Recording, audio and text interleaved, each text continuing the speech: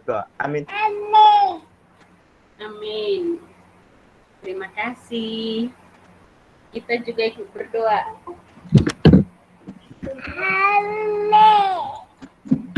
Amin.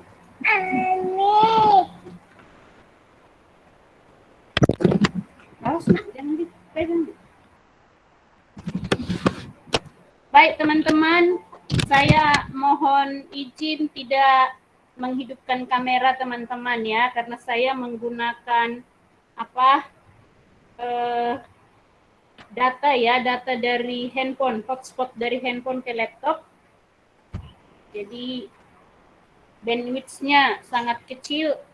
Menjaga suara saya tetap stabil, saya off-kan video ya. Bagi teman-teman yang bisa on video, silahkan on video ya.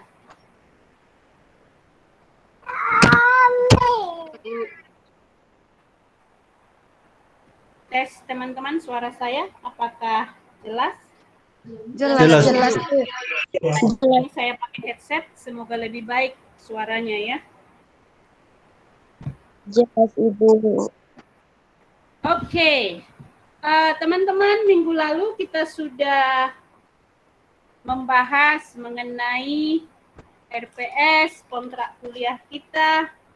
Juga teman-teman sudah mengetahui terkait tugas teman-teman. Apakah sudah pada lihat file itu? File untuk tugas kelompoknya? Sudah. Tes? Coba dulu nak, coba dulu.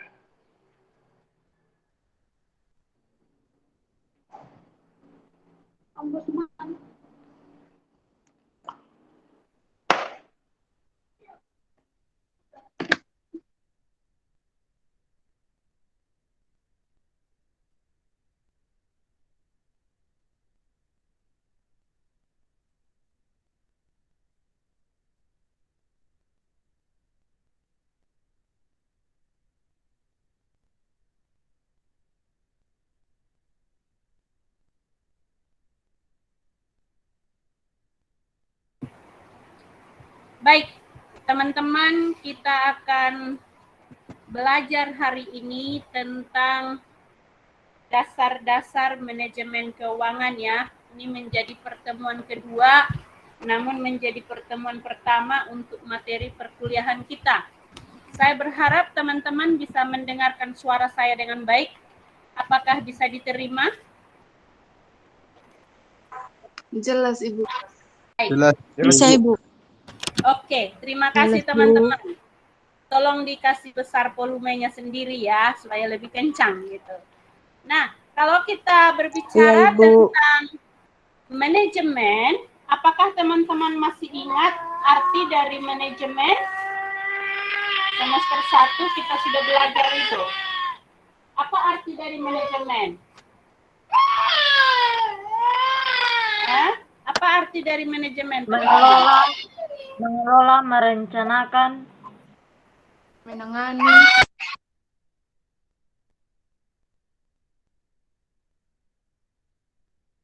Ya, selain Adriana ada lagi yang lain? mengelola, merencanakan, perorganisasian, Pengarahan. Planning atau outputting.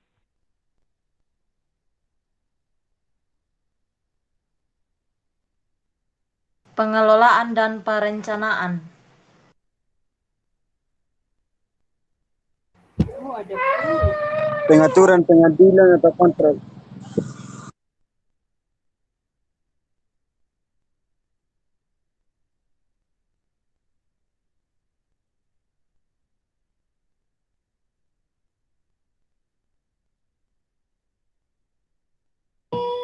Baik, ini pendapat teman-teman semuanya benar. Bagaimana kita sebentar teman.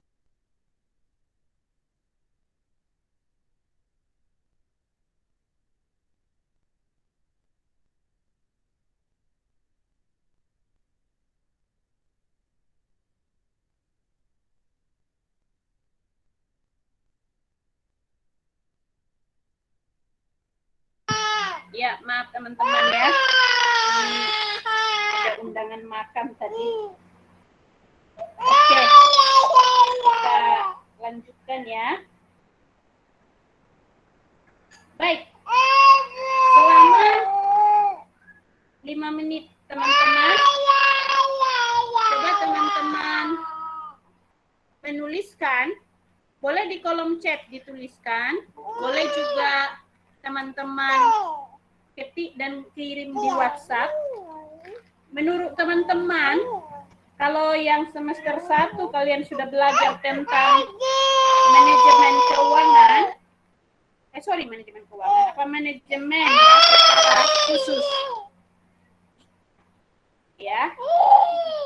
Bagaimana menurut teman-teman pelaksanaannya? Ini sebelum kita belajar lebih jauh ya, bagaimana pelaksanaannya manajemen tersebut di dalam manajemen keuangan. Tuliskan. Boleh 1, boleh 2 poin, terserah. Boleh di kolom chat ya.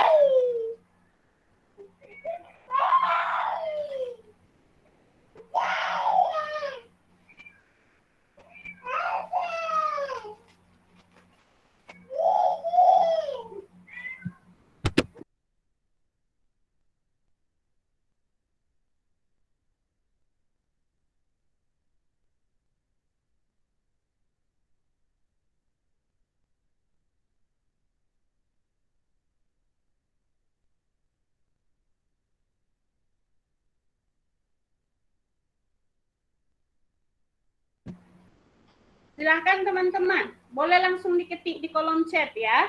Boleh juga di WhatsApp, mana lebih gampang. Suaranya hilang-hilang, Ibu.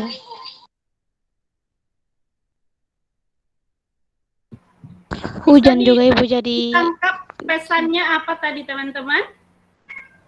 tidak, Ibu. Suara hilang-hilang. Mungkin karena hujan, Ibu, jadi jaringan tidak baik. Ya, saya kira sih jaringannya cukup baik di sini.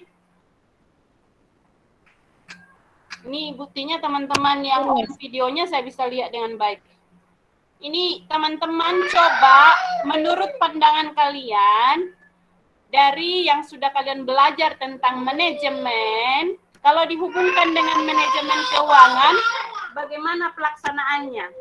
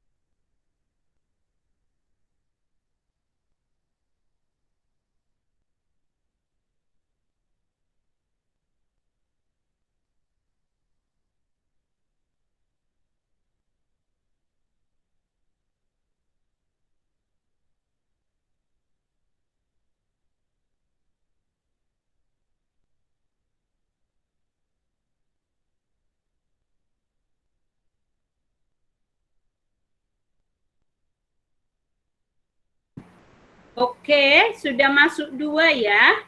Dari Priscilla dan dari Immanuel. Priscilla, bisa kamu jelaskan apa yang kamu pahami? Priscilla, bisa dengar suara saya? Bisa, Ibu. Silahkan, Dek. Misalnya dalam suatu perusahaan itu dibutuhkan bidang sendiri, misalnya ini yang mengurus keuangan atau biasa disebut dengan manajemen keuangan. Jadi manajemen keuangan itu kegiatan perencanaan, pengolahan, penyimpanan, serta pengendalian dana dan aset yang dimiliki oleh suatu perusahaan. Terima kasih, Bu. Oke, jadi bagian dari manajemen itu sendiri menjadi bagian dari manajemen keuangan ya, karena di dalamnya ada perencanaan, pengelolaan, penyimpanan, bahkan pengendalian gitu ya. Bagus, terima kasih Dek. Ini Immanuel, apa yang kamu pahami dari yang kamu bagikan?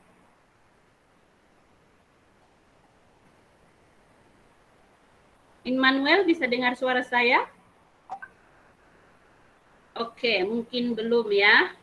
Laura, boleh menyampaikan apa yang kamu pahami dari yang kamu bagikan? Iya, Bu.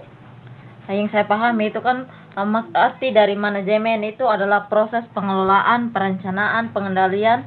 Nah, sehingga dalam pelaksanaan dalam manajemen keuangan juga itu harus ada pengelolaan dan perencanaan, harus ada pengendalian sehingga tujuan dari manajemen keuangan itu bisa berjalan dengan baik. Bisa maksudnya, bukan Ya. biasa. Oke, bagus sekali Laura. Terima kasih. Ada lagi yang mau berpendapat? Ini hanya berapa orang nih yang share ini? 4 orang.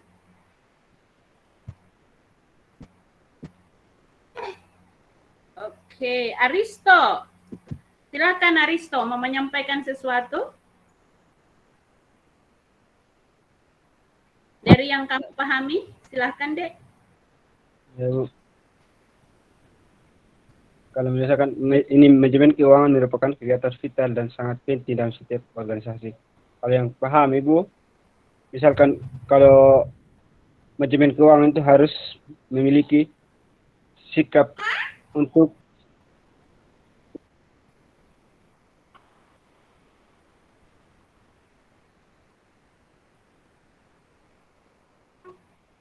Ya, putus-putus. Baik, intinya udah kita tangkap ya. Jadi untuk mengelola keuangan, nah perlu juga ada proses manajemen di dalamnya, begitu ya. Oke, Istoraja mau menyampaikan sesuatu? Baik Ibu, yang saya pahami dari manajemen keuangan itu untuk mengelola keuangan dan membuat catatan keuangan. Jadi manajemen keuangan itu dia yang mengetahui semua dana atau keuangan di dalam sebuah perusahaan, Ibu. Mungkin hanya itu, Ibu. Baik, terima kasih Adi Isto. Makasih buat teman-teman yang sudah berpartisipasi ya. Nanti yang lain yang belum dapat giliran bicara akan kita kasih kesempatan ya. Baik, mari kita lihat teman-teman apa yang sudah tadi teman-teman sampaikan betul adanya. Nanti selama 1 semester ini kita akan belajar terkait dengan bagaimana sih manajemen keuangan ini gitu ya. Jadi yang sudah teman-teman sampaikan selama 1 semester ke depan, kita akan gali satu persatu. Nah, kita mulai dulu dari dasar pemikiran dari manajemen keuangan gitu ya. Manajemen keuangan teman-teman tentu berbicara terkait dengan bagaimana memanage keuangan. Keuangan yang mana gitu ya. Keuangan dalam suatu perusahaan, di mana perusahaan ini ada perusahaan kecil, ada perusahaan besar. Bahkan juga disebut sebagai UMKM, usaha mikro, kecil, menengah, dan usaha besar ya teman-teman. Jadi maksud saya perusahaan besar. Iya. Jadi dalam hal ini teman-teman yang akan kita pelajari adalah skala perusahaan besar dalam berbentuk PT yang sudah terpublish di pasar modal Indonesia, yang sudah go public begitu ya. Jadi apa yang akan kita pelajari dasarnya adalah laporan keuangan yang sudah dipublish seperti itu. Bagaimana memanage keuangan sebuah perusahaan besar? Kalau teman-teman kita berbicara terkait dengan manajemen keuangan, maka kita harus kembali kepada konsep dasar dari manajemen dan juga bisnis yang sudah kita pelajari semester lalu. Bersyukur semester lalu kalian bersama-sama dengan saya gitu ya. Jadi saya bisa lihat sejauh mana kalian memahami konsep dasar manajemen dan bisnis gitu ya. Jadi yang berikut keterpisahan antara pengelola dan pemilik. Kalau kalian juga semester lalu udah belajar di pengantar ilmu ekonomi, ada namanya perusahaan perseorangan ya. Ada perusahaan firma. Bukan perusahaan disebut ya, tapi disebut dengan ini bentuk firma gitu ya. Usaha dalam bentuk firma, usaha dalam bentuk CV, usaha dalam bentuk perseorangan, bahkan dalam bentuk PT gitu ya. Jadi di dalam menjalankan sebuah usaha, teman-teman tentu sangat penting aset yang dimiliki harus terpisah dari harta pemiliknya gitu ya. Dan juga sangat penting dalam menjalankan sebuah organisasi bisnis ya, ada yang apa istilahnya kalau kita belajar semester lalu, spesifikasi khusus yang menangani. Kalau manajemen keuangan ya manajemen keuangan yang mengelola dengan spesifik gitu ya. Jangan manajemen pemasaran kelola manajemen keuangan. Masih ingat konsep the right man and the right place, teman-teman? Masih ingat? Halo? Halo teman-teman, bisa dengar suara saya? Bisa, Bu. Bisa, Ibu. Ya. Soalnya ada hujan ini, Bu. Ya, intinya kalian bisa dengar suara saya. Bisa Ibu. Bisa, Ibu. Kalian Bisa Ma Ibu, cuman hujan jadi kurang jelas. bagaimana ceritanya ya bisa dengar tapi hujan, saya Ada rindu. yang pakai headset, ada yang tidak. Headset. Kalau hujan Pakai tidak bisa headset dengar Ibu. suara Pakai saya. headset. Gimana? Halo? Ya, Bu. Saya bingung konsepnya, kalian bisa dengar tapi hujan. Maksudnya gimana ya? Bisa Ibu, suaranya Ibu jelas. Jelas, Ibu. Di saya juga jelas, Ibu. Suaranya Ibu jelas Ibu. Oke, kalau jelas tolong direspon ya. Kalau saya bertanya, apa artinya the right man and the right place, teman-teman? Masih ingat semester 1 kalian belajar itu dalam pengelolaan SDM bagaimana?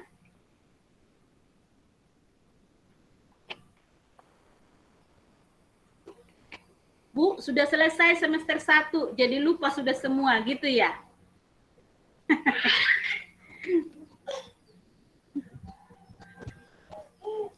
Wah, kalau tidak ingat saya tidak lanjutkan. Ayo coba diingat dulu. Apa itu the right man and the right place?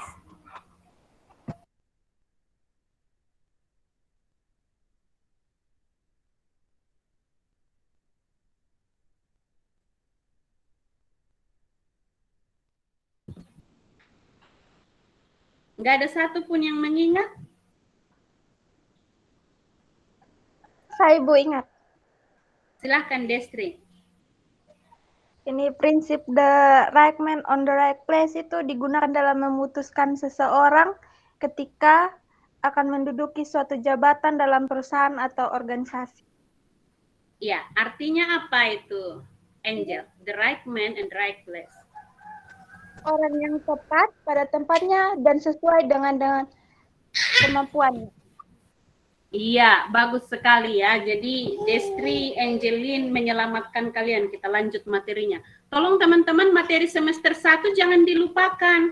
Kan saya sudah ingatkan kalian, apa yang kalian dapat semester 1 itu akan menjadi dasar untuk kalian semester berikutnya.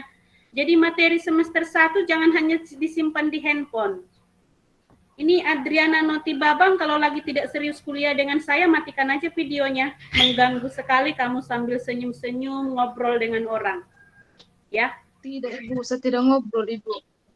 Ya, kelihatan sekali kamu senyum-senyum sambil lirik ke kiri ke kanan. Itu sangat mengganggu. Ya. Kalau nggak mau kuliah dengan saya, izin aja sekalian teman-teman ya. Nggak apa-apa kok. Oke, kita lanjutkan ya. Jadi sangat penting menempatkan orang di tempat yang tepat, ya. Menempatkan orang yang tepat di tempat yang tepat, seperti itu sangat penting sekali ya. Demikian halnya juga perlu namanya ada pengelola dan juga pemilik. Karena kadang-kadang kalau pemilik saja yang mengelola, maka akan banyak sekali biasnya gitu ya. Seperti kita belajar di semester lalu itu, harta dari perusahaan kadang-kadang tercampur dengan harta pemilik gitu. Tetapi kalau misalnya ada keterpisahan antara pengelola dan pemilik, nah itu akan memudahkan memisahkan harta perusahaan dan juga harta pemilik gitu ya. Makanya nanti teman-teman akan berhadapan dengan namanya disebut konflik agency gitu ya. Konflik agency itu adalah salah satunya adalah konflik antara pemilik dan juga antara manajer seperti itu. Akan lebih jauh kita belajar itu nanti. Nah, selanjutnya teman-teman di dalam manajemen keuangan terdapat namanya fungsi dari manajemen keuangan. Apa saja, fungsi dari manajemen. Apa saja fungsi dari manajemen? Masih ingat teman-teman? Mengelola. Silakan.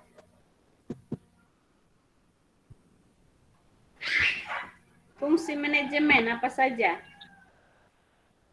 Membuat perencanaan, pengendalian, pengorganisasian. Ya, betul. Mulai dari perencanaan, terus Pengorganisasian.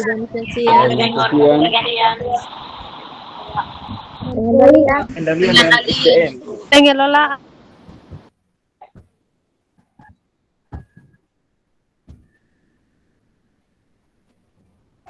Ya, jadi teman-teman sudah paham ya. Jadi manajemen keuangan merupakan salah satu dari fungsi dari manajemen gitu ya. Artinya di dalam manajemen keuangan tidak lepas dari apa yang sudah teman-teman pelajari di dalam pengantar manajemen dan bisnis itu sendiri gitu ya. Untuk kita mengelola keuangan kita dibutuhkan pengetahuan dasar dari manajemen itu gitu. Ya. Terus yang berikut, manajer dituntut untuk mampu mengelola keuangan perusahaan. Nah, ini menjadi poin yang tidak bisa kita lupakan gitu ya, bahwa tujuan dari manajer itu adalah mensejahterakan pemilik perusahaan seperti itu, sehingga nanti akan terjadi konflik agensi itu ya, konflik kepentingan antara manajer dan juga pemilik perusahaan. Tetapi pada dasarnya manajer itu dituntut untuk mampu mengelola keuangan perusahaan begitu. Jadi apa sebenarnya itu manajemen keuangan gitu ya? Ada yang disebut dengan finance atau manajemen keuangan, terus ada yang ekonomi dan accounting. Apa-apa saja gitu ya. Teman-teman perlu ketahui bahwa ilmu manajemen keuangan itu berkembang dari dua disiplin ilmu, yaitu ilmu ekonomi dan juga akuntansi. Nah, dapat dikatakan bahwa ilmu manajemen keuangan itu menjadi penghubung antara ilmu ekonomi dan akuntansi. Oke, apa itu ilmu ekonomi? Masih ada yang ingat? Masih ada yang ingat teman-teman? Ini review materi semester 1 nih.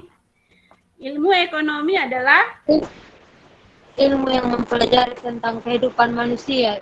Ilmu yang mempelajari perilaku manusia dalam memiliki dan penciptaan kemakmuran. Iya, ilmu yang pelajari tentang perilaku manusia, yang pelajari tentang kebutuhan manusia, gitu ya. Di dalam konsep ilmu ekonomi ada yang namanya apa teman-teman? Kelangkaan dan kemiskinan. Kemiskinan, ya ada kemiskinan juga. Ada, tapi masuk ke dasarnya dulu deh Adriana. Ada kelangkaan dan ada pilihan. Karena terjadinya adanya kebutuhan manusia yang tak terbatas menyebabkan sumber daya terbatas dan seperti itu ya. Sehingga manusia itu diperhadapkan dengan sebuah pilihan. Ibu. Nah, konsep dasar ini teman-teman mesti selalu ingat, bahkan sampai teman-teman masuk ke semester-semester berikutnya pasti akan diingatkan itu gitu. Nah, ilmu ekonomi itu menolong manusia untuk membuat sebuah pilihan mana yang terbaik untuk memenuhi kebutuhannya. Nah, makanya dikatakan manajemen keuangan akan menjadi penghubung antara ilmu ekonomi dan juga akuntansi. Kenapa? Akuntansi itu hubungannya seperti apa? Sebentar kita akan lihat ya. Nah, jadi manajemen keuangan itu akan terhubung dengan ilmu ekonomi dan juga ilmu akuntansi. Dia berada di antaranya gitu ya. Nah, ini dia hubungan keuangan dengan ekonomi. Manajer keuangan harus memahami masalah ekonomi dan juga berjaga-jaga terhadap konsekuensi dari berbagai tingkat perubahan aktivitas dan kebijakan ekonomi. Nah, teori ekonomi sebagai apa? Pedoman untuk efisiensi operasi perusahaan. Contohnya analisa penawaran dan permintaan. Masih ingat ya analisa penawaran dan permintaan, teman-teman? Siapa yang ingat di sini hukum permintaan?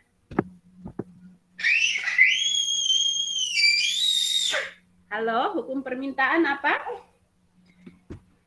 Semakin tinggi harga suatu barang, maka Makin rendah harga beli barang.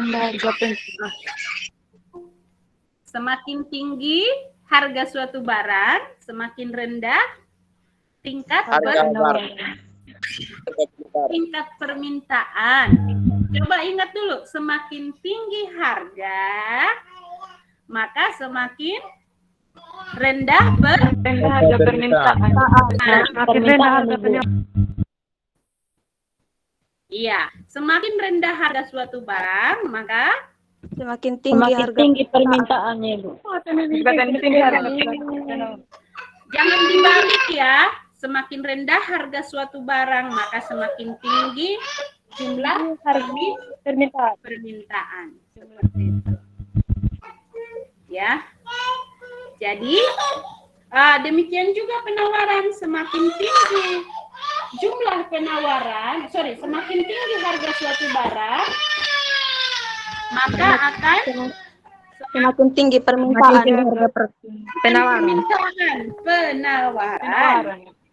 Ya, maka penawaran akan semakin tinggi. Betul. Jadi hukum permintaan itu korelasinya negatif, hukum penawaran itu positif. Arahnya bukan relasi, maaf. Arahnya adalah negatif. Seperti itu ya untuk permintaan. Analisa untuk hukum penawaran itu dia arahnya positif. Semakin tinggi semakin tinggi harga barang, maka semakin tinggi juga permintaan.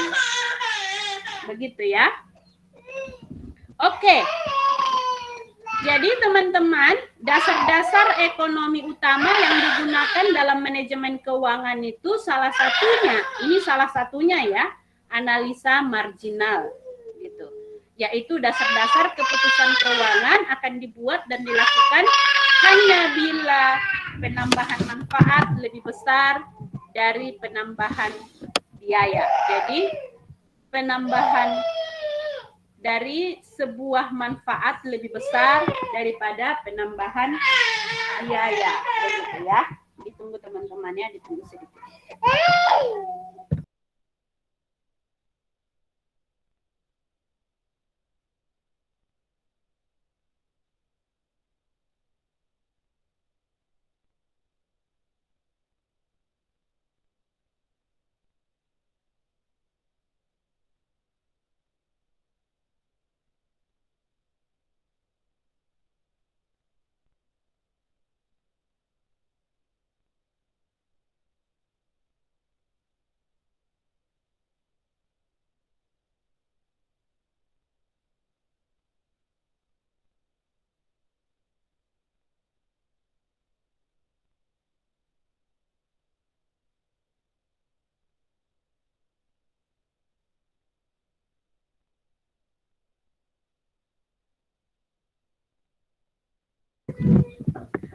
Baik, teman-teman, kita lanjutkan ya. Tinggal 5 slide lagi kita akan selesai. Ibu. Nah, bagaimana dengan hubungan keuangan dengan akuntansi? Nah, ini berhubungan dengan aliran kas, teman-teman. Jadi, kata kuncinya sebenarnya hubungan antara keuangan dan akuntansi itu berada pada laporan keuangan. Jadi diabaikan suara anak kecilnya teman-temannya, dia lagi pelese itu. Jadi disebut dengan output ya, terus input. Antara ini NK dan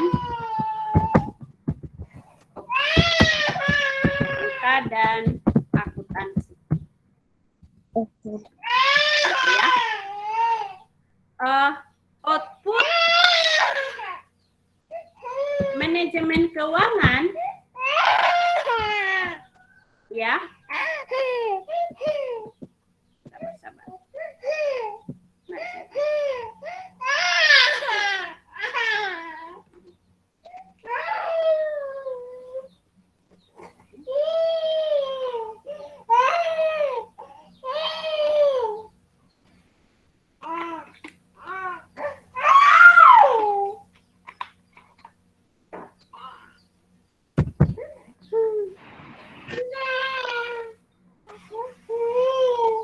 Oke, output akuntansi menjadi input bagi manajemen keuangan. Yang ini seperti teman-teman ya. Jadi apa yang dihasilkan dari luaran dari akuntansi menjadi input bagi manajemen keuangan. Untuk apa gitu ya? Output akuntansi itu apa teman-teman? Laporan keuangan. Input dari manajemen keuangan itu sendiri adalah laporan keuangan. Untuk apa?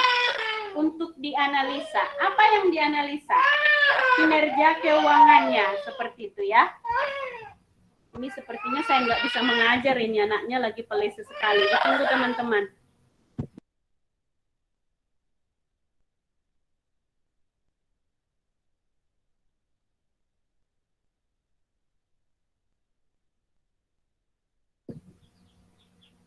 Oke, jadi teman-teman bisa pahami bahwa apa yang dihasilkan dari orang akuntansi itu menjadi input bagi manajemen keuangan. Seperti itu. Jadi kalau tadi saya katakan di awal, dalam dasar pemikiran manajemen keuangan itu dia berskala besar ya di perusahaan yang sudah go public. Jadi laporan keuangan yang sudah disajikan oleh perusahaan tersebut itu menjadi input bagi manajemen keuangan untuk kita bisa analisa lebih jauh. Teman-teman akan belajar menganalisa laporan keuangan, gitu ya. Membaca laporan keuangan seperti apa. Bagi orang manajemen, laporan keuangan itu memiliki makna. Setiap angka itu ada maknanya, ada artinya, gitu ya. Nggak hanya sekedar ditulis-tulis saja, gitu. Ya. Nah, output dari MK ini nantinya, ya, output dari MK ini akan menjadi dasar kebijakan, gitu. Dasar kebijakan dari sebuah perusahaan. Apakah laba kita akan dibagikan? Apakah laba akan dibagikan atau laba tersebut, laba dibagikan sebagai dividen, gitu ya. Contohnya, saya kasih contoh. Laba dibagi jadi dividen atau menjadi laba ditahan. Nah, ini menjadi dasar keputusan nantinya. Laba ditahan ini digunakan untuk apa? Investasi kah? Atau untuk apa? Gitu ya. Untuk apa saja?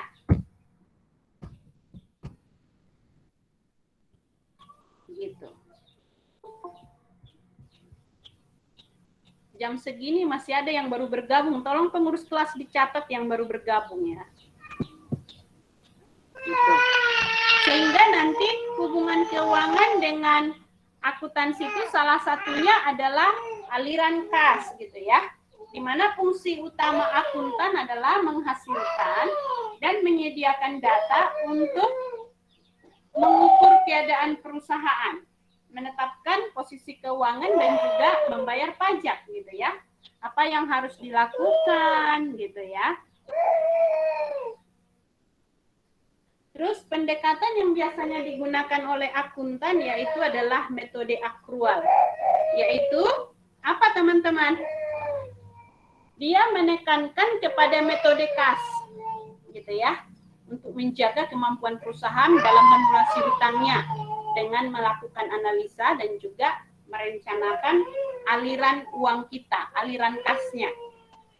Nah, jadi yang pertama itu adalah metode akrual. Dia mengakui pendapatan pada saat penjualan dan mengakui pengeluaran. Suara putus-putus, Ibu. Kenapa? Suara Ibu putus-putus. Tidak. Tidak, suaranya Ibu jelas. Jelas. Harus jaringan di kakak Paul. Ya, di saya jaringannya cukup bagus. Hujan juga sudah berhenti. Juga ini hotspot handphone saya khusus untuk teman-teman saja, makanya saya matikan videonya jadi audionya supaya terdengar dengan baik. Apakah sudah bisa didengar teman-teman? Bisa, Bu. Bisa, Bu. Kalau dirasa di kalian macet, tolong di-chat dulu ya. Seperti semester lalu saya bilang, teman-teman kirim pesan di mana? Di chattingnya, supaya nggak memotong saya menjelaskan ya. Gitu. Kecuali semuanya gitu, nah bisa kita atur. Nanti bisa ketahuan kok suara saya macet atau tidak, teman-teman lihat dari rekamannya nanti. Ya, oke. Kita lanjutkan ya. Jadi kalau kita melakukan pendekatan metode akrual, itu berarti mengakui pendapatan pada saat terjadi penjualan dan juga mengakui pengeluaran pada waktu pengeluaran itu terjadi, gitu. Sedangkan metode kas itu mengakui pendapatan dan biaya hanya berdasarkan aliran kas masuk dan juga keluar yang nyata yang terjadi, seperti itu. Nah, itu perbedaannya teman-teman. Nanti teman-teman belajar lebih jauh. Ini kan kita masih belajar tentang dasar dari manajemen keuangan, ya. Jadi kalau mau tahu lebih jauh ya diikuti 1 semester ini. Jangan hilang-hilang ya. Nah, pengambilan keputusan bisa dilihat tadi. Kalau Akuntan, dia mengumpulkan dan menyajikan data keuangan dan berperan dalam memberikan perkembangan yang konsisten dan juga kemudahan menginterpretasikan data tentang operasi perusahaan yang lalu, saat ini, dan yang akan datang.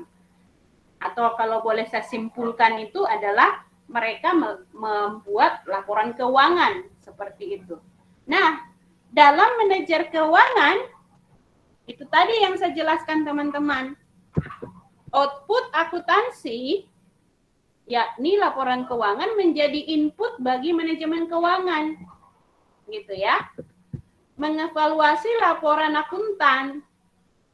Gitu. Mengembangkan data tambahan dan membuat keputusan yang didasarkan atas perkiraan dari pengembalian dan risiko.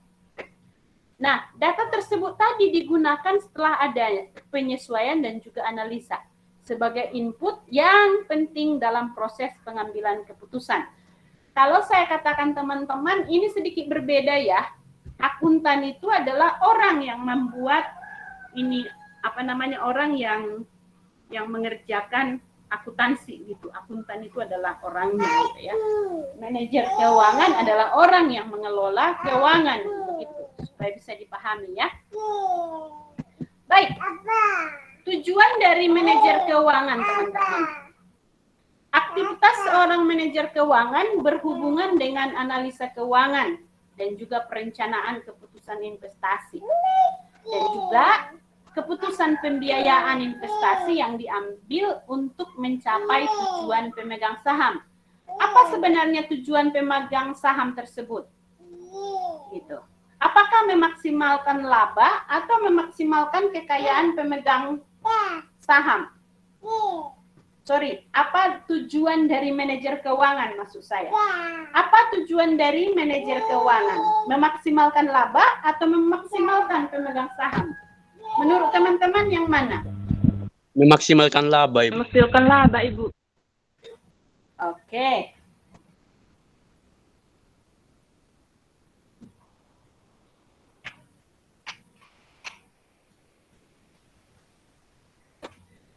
Ya.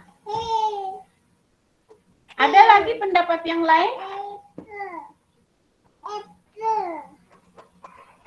Ada pendapat lain?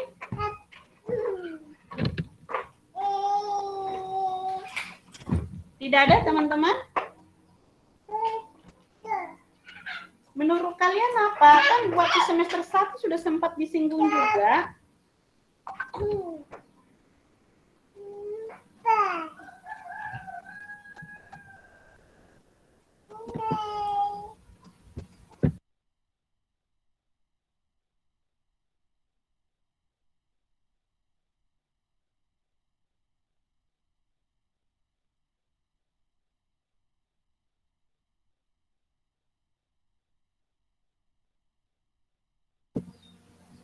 Ini pada mengantukkah jadi tidak mau bicara teman-teman? Ayo dong, semangat. Atau sudah capek dari pagi kalian kuliah? Halo? Ya, Everybody? Tidak, Ibu. Iya, Bu.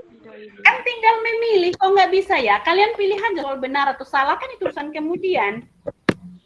Memaksimalkan laba, Ibu. Dan Ya, laba alasannya tersebut, apa, Dek?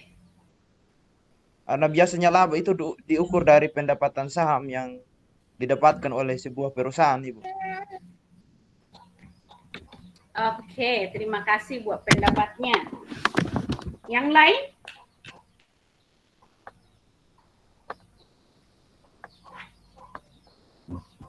Menurut saya, Ibu. Iya, silakan. Tugas manajer itu untuk menguntungkan memaksimalkan keuntungan dalam perusahaan, Ibu. Itu aja, Ibu. Ya, memaksimalkan keuntungan, memaksimalkan laba ya. Baik, mari kita lihat lebih jauh ya. Makasih buat pendapat teman-teman. Nah, laba perusahaan itu teman-teman biasa diukur menurut pendapatan per saham atau PPS. Yaitu hasil yang diperoleh pada suatu periode untuk setiap saham, ya saham biasa yang beredar. Jadi ada namanya saham biasa, nanti ada saham preferen teman-teman. Tapi dalam hal ini adalah saham biasa, begitu ya. Dua hal penting untuk memaksimalisasi harga per lembar saham itu, ada dua hal yang teman-teman perlu ingat konsepnya. Yang pertama itu adalah nilai tambah ekonomi. Nilai tambah ekonomi ini positif atau negatif, gitu ya. Jadi apakah dia negatif atau menjadi positif, seperti itu. Nah, yang kedua adalah fokus pada kelompok yang berkepentingan. Seperti apa? Karyawan, pelanggan, pemasok, kreditur, pemilik, dan pihak lain yang memiliki mata rantai ekonomi langsung terhadap perusahaan. Seperti itu ya. Nah, kalau begitu, yang mana sebenarnya tujuan dari ini apa? Tujuan dari manajer keuangan. Kalau teman-teman tadi menjawab tujuannya adalah memaksimalkan laba, maka itu benar. Atau memaksimalkan kekayaan pemegang saham, itu juga benar. Begitu ya. Jadi dua-duanya ini benar.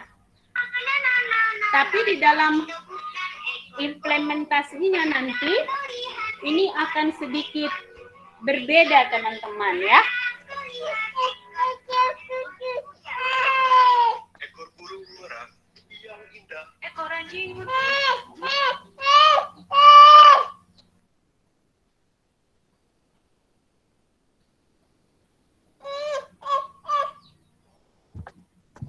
Oke, kita lanjutkan.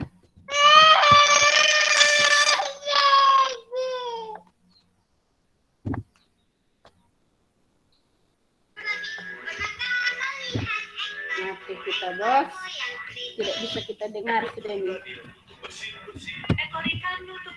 Teman, ini bunyi musik anak-anak kedengaran kencang kah?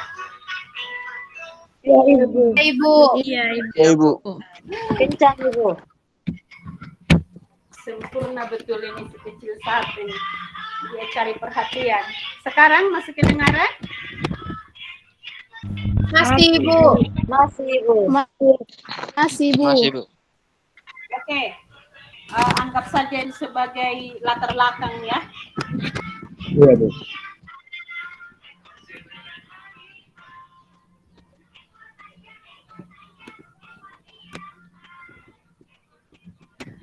Baik, selanjutnya teman-teman ya. Sekarang masih kedengaran? Tidak lagi, Ibu. Tidak, Bu. Sudah menjauh. Nah, mari kita lihat lebih jauh sejarah ilmu manajemen keuangan. Jadi tokoh ilmuwan dari manajemen keuangan awalnya adalah seorang ekonomi. Misalnya seperti Lintner, yang disebut dengan John Lintner biasanya ya. Dia adalah peletak dasar teori prick in the hand. Prick in the hand itu adalah seperti apa namanya burung di tangan gitu ya. Jadi ini dalam konsep dividen. Nanti teman-teman akan belajar tentang teori-teori manajemen yang mana di dalamnya nanti ada para pakar di dalamnya ya, pakar-pakar manajemen. Salah satunya ya Lintner dan John ini. Bagaimana prinsipnya di dalam menanam saham itu seperti burung di tangan gitu ya, bird in the hand. Atau seperti Modigliani dan juga Mittler, merupakan peletak dasar teori struktur modal yang tidak relevan seperti itu. Nah ini adalah tokoh-tokohnya. Nanti tugas teman-teman nanti adalah mencari tokoh-tokoh manajemen keuangan, apa teori-teori yang mereka berikan gitu ya. Jadi ini menjadi tugas pertama kalian. Jadi cari tokoh manajemen keuangan dan apa kontribusinya. Minimal kalian bisa cari 15 orang ya. Gitu. Oke. Nah, mari kita lihat tujuan dari manajemen keuangan. Ya, dia sudah datang lagi. Nah, ini tadi tentang konsep perusahaan, teman-teman. Adanya keterpisahan antara pengelola dan pemilik.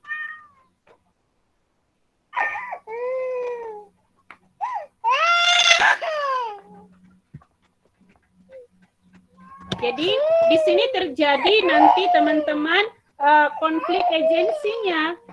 Ya, karena ada keinginan dari pengelola dan juga ada keinginan dari pemilik. Manajer keuangan yang cerdas dan efektif mengambil keputusan yang meningkatkan nilai saat ini dari saham perusahaan dan kekayaan pemegang sahamnya, gitu ya. Jadi dia akan berusaha meningkatkan nilai saham. Kenapa? Karena dengan adanya peningkatan nilai saham itu tentu akan meningkatkan nilai perusahaan. Jika nilai perusahaannya tinggi, ya, maka dia juga akan mendapat bonus gitu. Itu sudah hal yang menjadi prioritas dari manajer keuangan. Kinerjanya bagus, dia akan mendapat promosi dan juga mendapat bonus gitu ya. Nah, bagaimana dengan keinginan pemilik? Semua pemilik secara alami sepakat untuk memaksimalkan nilai pasar saat ini dari investasi pemegang saham perusahaan. Kalau kalian lihat di sini, yang satu adalah meningkatkan nilai ya, nilai dari saham perusahaan dan kekayaan pemegang saham. Sedangkan yang satu fokusnya adalah memaksimalkan nilai pasar. Gitu ya. Nah, sehingga bisa dikatakan teman-teman, tujuan dari manajemen keuangan itu adalah untuk mensejahterakan kemakmuran pemegang saham. Betul, dia memaksimalkan laba, karena kalau laba perusahaan tinggi, maka akan berimbas kepada nilai sahamnya. Nilai saham akan meningkat, maka nilai perusahaan juga akan meningkat, seperti itu ya. Maka semakin sejahteralah pemegang saham, begitu.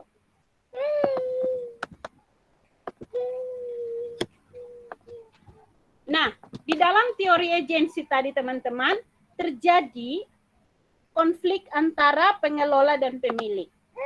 Adanya keinginan dari pengelola yang berbeda dengan keinginan dari pemilik tadi. Namun, dalam kondisi nyata teman-teman, bisa jadi terjadi keinginan dari pemegang saham tidak sesuai dengan keinginan manajer. Oleh karena itu bisa menimbulkan konflik. Nah, konflik ini sering disebut dengan istilah agency problem atau konflik agensi. Nah, teori ini pertama kali dikeluarkan oleh Jensen dan McLean. Nah, kalau teman-teman tadi sudah lihat, di sini kita sudah ada dua ya tokohnya ya. Ada John Littner tentang Breed in the Hand, Modigliani dengan Midler tentang struktur modal, dan sekarang di sini adalah Jensen dan McLean gitu ya.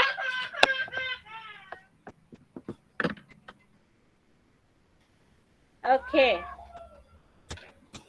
Nah, ini adalah contoh teman-teman bagaimana nilai intrinsik dari sebuah saham dan juga nilai pasarnya. Masih bisa didengar dengan baik teman-teman? Masih, Bu. Masih, Bu. Bisa, Bu. Ya. Nanti lebih jauh teman-teman akan belajar ini di dalam analisis laporan keuangan ya. Ini saya hanya berikan petunjuk kepada teman-teman, gambarannya saja. Nah, area manajemen keuangan itu ada 3 teman-teman ya. Yang pertama itu adalah bagaimana kita bisa mendapat modal. Nah, ini disebut dengan keputusan pendanaan. Bagaimana kita bisa dapat modal? Maka fungsi dari manajemen keuangan di sini adalah mengambil keputusan pendanaan. Apakah kita meminjam? Apakah kita menggunakan modal sendiri, atau kita mencari pinjaman dari pihak ketiga ataupun kita berhutang kayak gitu ya. Jadi makanya nanti di sini teori yang disampaikan oleh Modigliani tentang struktur modal. Struktur modal kita itu hutang atau modal sendiri, menggunakan hutang atau modal sendiri, seperti itu. Lalu bagaimana mengelola modalnya? Kita sudah dapat modal. Lalu yang berikut, bagaimana kita mengelola modal? Nah, ini adalah keputusan investasi. Nah, ini fungsi dari manajemen keuangan yang kedua, investasi, keputusan investasi. Atau disebut dengan area 1 tentang pendanaan, area 2 tentang investasi. Kalau ditanya fungsinya, berarti yang pertama itu fungsi keputusan pendanaan dan juga fungsi keputusan investasi. Dan yang ketiga adalah bagaimana membagikan keuntungan kepada pemilik modal. Apakah kita membagi keseluruhan atau menjadi laba ditahan? Tadi saya sempat jelaskan ya. Dividennya kita mau dibagikan langsung ke pemilik modal atau ditahan saja. Nanti mereka mendapat capital gain. Apa itu capital gain? Ada yang tahu? Ada yang tahu itu apa capital gain? Tidak tahu, Ibu. Oke. Capital gain itu adalah keuntungan yang diperoleh dari penjualan sahamnya, gitu ya. Kalau capital loss itu adalah kerugian dari penjualan saham. Nah, capital gain itu keuntungan dari saham. Misalnya saham yang dimiliki oleh investor tersebut 4.000, lalu dijual menjadi 5.000. Berarti terdapat capital gain-nya 1.000. Ya. Kalau capital loss misalnya harga saham tersebut 5.000, tetapi nilai jualnya yang ada di pasar hanya 4.000. Maka capital loss-nya adalah 1.000 gitu ya. Jadi ini adalah istilah. Nah, ini tugas kedua kalian. Semua sebenarnya tugas pertama dari mata kuliah ini gitu ya. Tapi ada poinnya tadi, yang pertama tugas pertamanya tokoh. Nah, tugas nomor 2-nya adalah apa? Bagaimana saya bilang ya? Carilah gitu ya. Carilah 50 istilah. Ini wajib ini. Ya, istilah dalam manajemen keuangan. Dari kita pertemuan ini aja sudah sampai 30 tuh. Gitu ya. Jadi teman-teman tinggal cari gitu. Apa itu capital gain, apa itu dividen, apa itu capital loss, apa itu keputusan pendanaan, keputusan investasi gitu. Di satu slide ini aja sudah ada 6 itu apa istilahnya gitu ya. Jadi teman-teman cari supaya kalian bisa memahami gitu. Nah, dari 3 area manajemen keuangan ini kita bisa melihat bahwa manajemen keuangan dalam sebuah perusahaan itu berada di posisi yang sangat strategis. Bayangkan kalau salah mengambil keputusan pendanaan, apa yang terjadi? Dananya disalahgunakan gitu ya, tidak sesuai. Apa yang terjadi menurut teman-teman? Bangkrut. Yes, betul. Bangkrut, terfatalnya adalah bangkrut. Tapi mungkin tidak sefatal itu, tapi mengalami kerugian. Tapi sebaliknya, kalau misalnya dana yang kita kelola itu diinvestasikan di tempat yang tepat dan juga menghasilkan keuntungan, apa yang terjadi?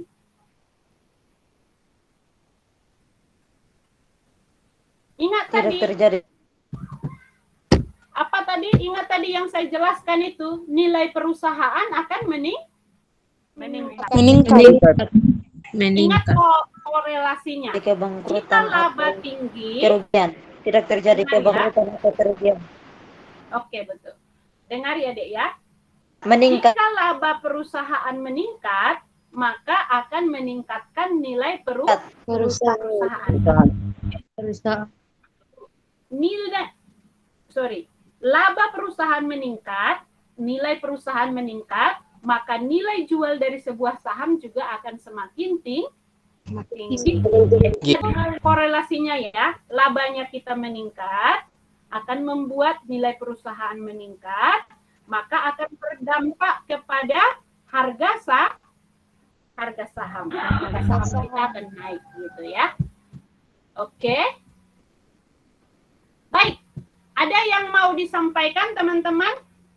Slide-nya saya sudah selesai. Nah, ini contoh-contoh istilah. Teman-teman sudah saya bantu, sudah lebih dari berapa nih? Tadi 50, ini sudah lebih dari 30.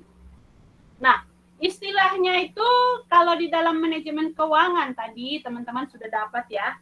Apa itu keputusan pendanaan, keputusan investasi, keputusan kebijakan dividen gitu ya. Terus kemudian apa itu capital gain, apa itu dividen gitu. Kalian sudah tahu. Nah, apa itu yang disebut dengan security atau sekuritas? Itu biasanya adalah nama lain dari saham. Saham itu adalah surat berharga ya, sebagai bukti kepemilikan gitu. Kepemilikan apa? Kepemilikan atas perusahaan tersebut. Gitu ya. Stockholder itu adalah pemegang saham. Stakeholder itu pemangku kepentingan. Jadi dibedakan ya. Stockholder itu pemegang saham. Stock itu adalah bahasa Inggris dari saham. Ya, security, sekuritas juga saham. Gitu ya. Jadi kalau disebut stockholder berarti pemegang saham. Stakeholder, stake itu adalah orang yang berkepentingan. Jadi stakeholder itu adalah pemangku kepentingan yang mana di dalamnya ada pelanggan, pemasok, pemerintah, penjual gitu dan lain sebagainya. Jadi semua yang berkepentingan disebut dengan stakeholder. Gitu ya. Kalau di kampus Unkriswina, kalau dikatakan stakeholder siapa saja?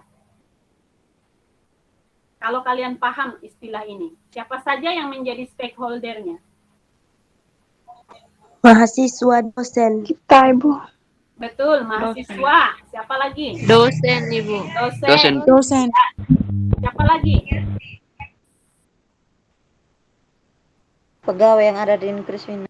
Betul, pegawai selain pegawai non dosen gitu ya. Terus siapa lagi? Iya, Ibu. Security, Ibu.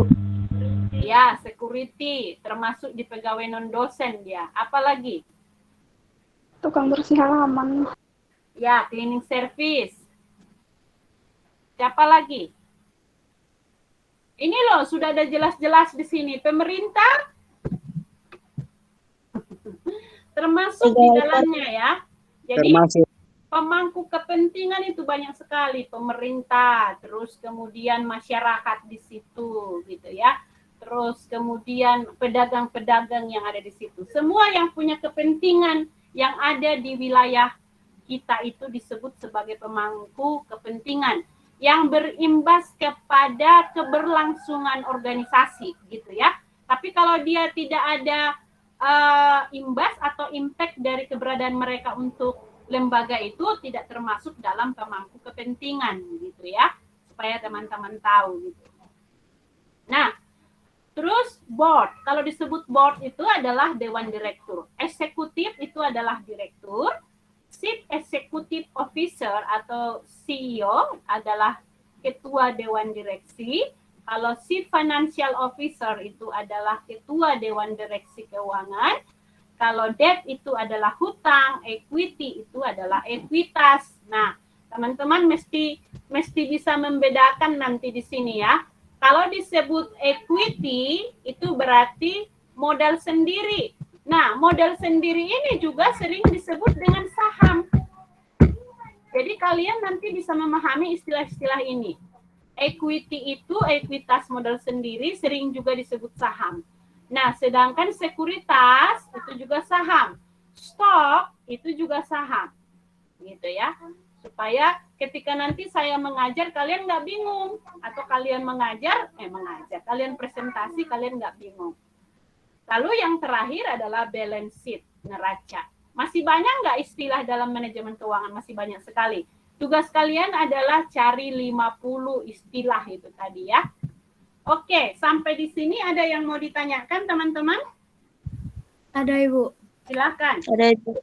Ini tugas ini Bu, ini kerja sendiri atau kelompok Ibu? Kerja sendiri pastinya, nggak kerja kelompok, tugas personal. Kalau dari saya Ibu, pakai ketik atau tulis tangan Ibu? Ditulis tangan saja, jangan diketik. Kalau diketik nanti copy paste itu loh, banyak sekali yang copy paste. Kerjasama boleh kok Ibu. Kerjasama. Kenapa harus kerjasama? Saya tanya itu dulu. Supaya kita saling membantu.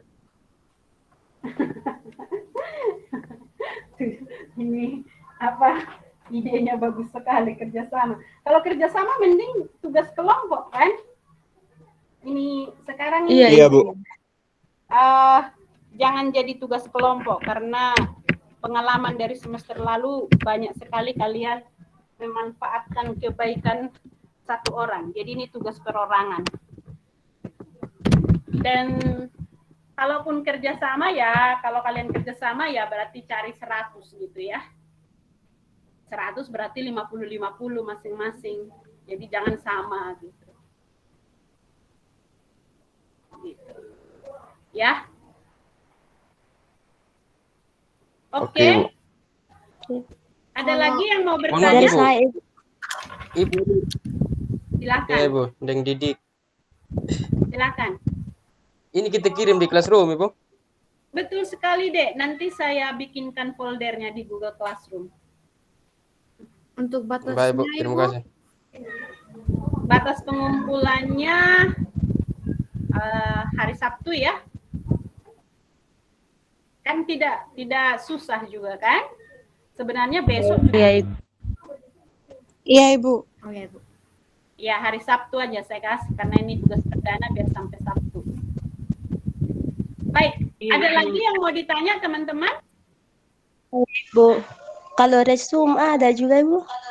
Ya, resume juga sama. Nanti saya bikinkan foldernya. Itu ada di aturan kelas. Cara kerja resume-nya nanti saya revisi yang di aturan kelas teman-teman ya, supaya lebih baik gitu. Untuk teman-teman yang ini, yang apa sudah namanya, yang sudah dibagi kelompoknya, itu kalian pilih ketuanya, gitu ya. Lalu kalian bentuk grup dari masing-masing kelompok itu. Kalian punya WhatsApp group, ditunggu Laura ya. Kalian masing-masing punya WhatsApp group, lalu setiap orang yang sudah yang sudah menuliskan resumenya tadi, kirim di grup itu. Bisa jadi dari 5 orang atau 6 orang dalam satu kelompok tersebut, resumenya kalian itu sama poinnya. Kalau sama berarti ambil satu aja. Kalau berbeda ya ditulis lagi. Jadi nanti salah satu di dalam kelompok tersebut akan merangkum semuanya. Merangkum hasil dari rangkuman teman-teman dijadikan satu. Nanti cukup ketua kelompok yang mengirimkan di Google Classroom, begitu. Oke? Baik. Iya Ibu. Saya kasih kesempatan, silahkan Laura. Ibu, saya mau ini tentang resume Ibu. Di aturan kelas resume itu dibuat berkelompok. Tapi kalau menurut saya Ibu, kalau untuk resume Ibu, bisa kalau kita resume buatnya masing-masing ke di semester ini 1 Ibu, kan yang semester 1 kita buat resume masing-masing. Menurut saya lebih bagusnya buat resume masing-masing Ibu. Tapi kalau untuk per kelompok itu nanti selalu satu orang saja yang bekerja di kelompok, yang lain malas tahu dengan resume begini terlalu banyak alasan Ibu. Jadi sama tuh kalau untuk resume itu di masing-masing saja Ibu. Pribadi saja resumenya Ibu. Ya, Setuju Ibu. Saya setuju Ibu. Karena saya pengalaman dari semester 1 Ibu, yang semester 1 itu untuk buat Word-nya saja, materinya saja mengharapkan 1 orang, giliran nanti tanya bagaimana kenapa tidak buat materinya saya begini dan begini, terlalu banyak alasan kalau per kelompok yang buat Ibu. Tapi kalau masing-masing punya tanggung jawab untuk dia punya diri sendiri untuk kerja dia punya tugas Ibu. Kalau untuk resume. Benar. Ya, setuju sekali. Setuju sekali dengan itu sangat bagus. Juga sebenarnya kami dosen juga tentu akan sangat senang jika kalian masing-masing berkontribusi. Tapi kami juga sebagai dosen sangat penting melatih kalian itu bekerja dalam tim.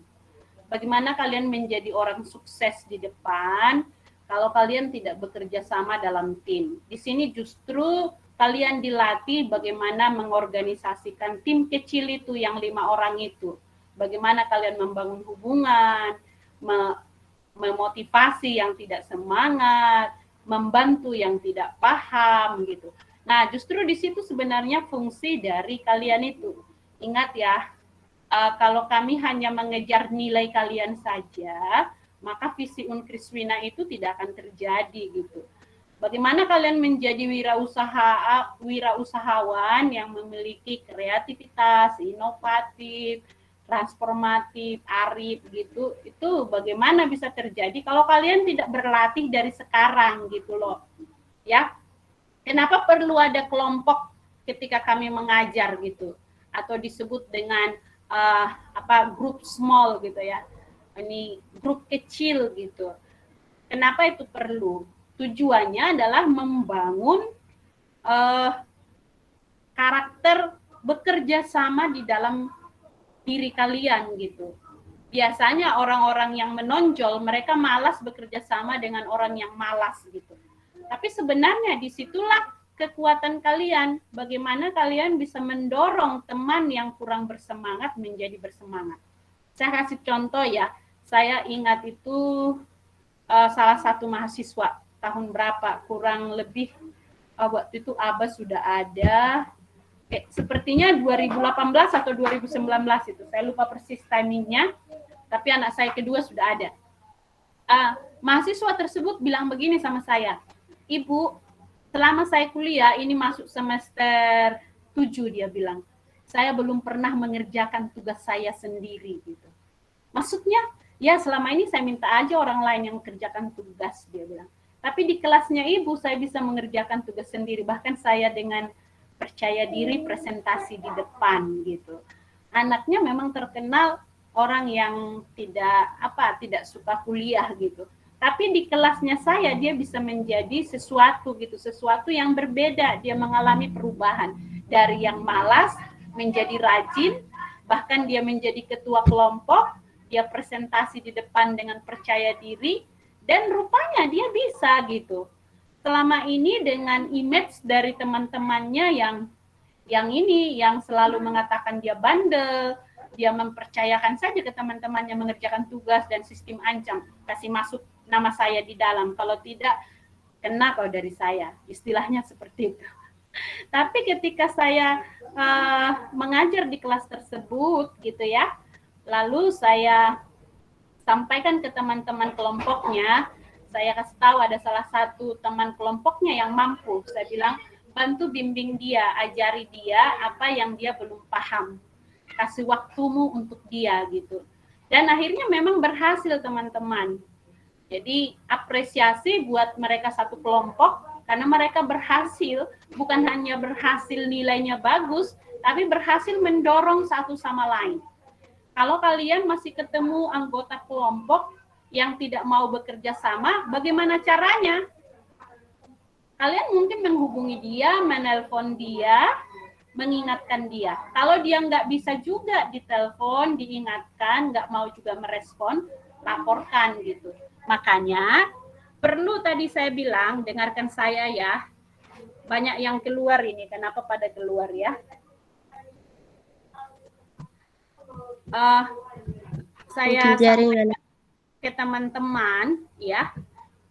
Penting kalian bikin WhatsApp group untuk anggota kelompok kalian tadi gitu.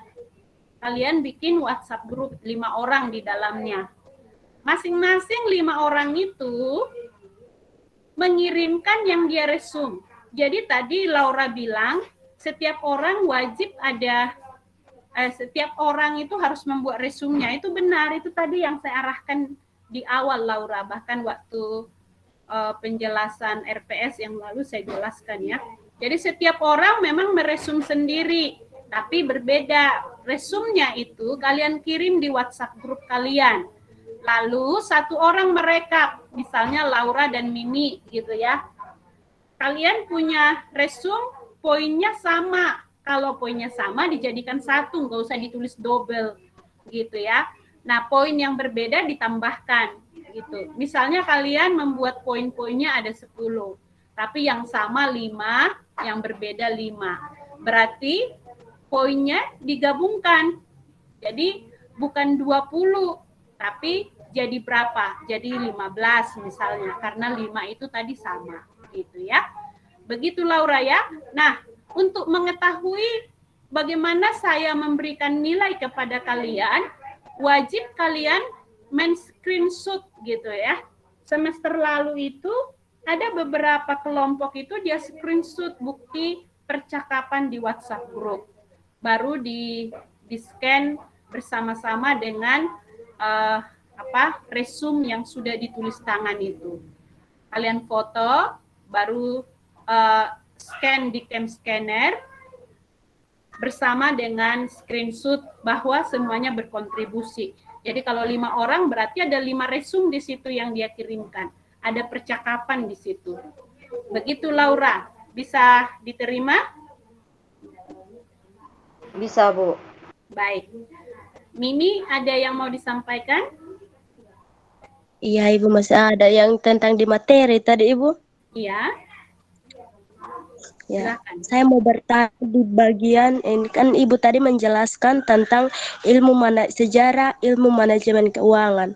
Nah, ini kan ada istilah bread in the hand atau yang artinya burung di tangan dalam konsep dividen. Apa kaitannya dengan manajemen keuangan? Mungkin demikian, Ibu. Iya, itu pertanyaan yang sangat bagus sekali. Ini Mimi gitu ya. Bread in the hand teori itu adalah teori tentang bagaimana kita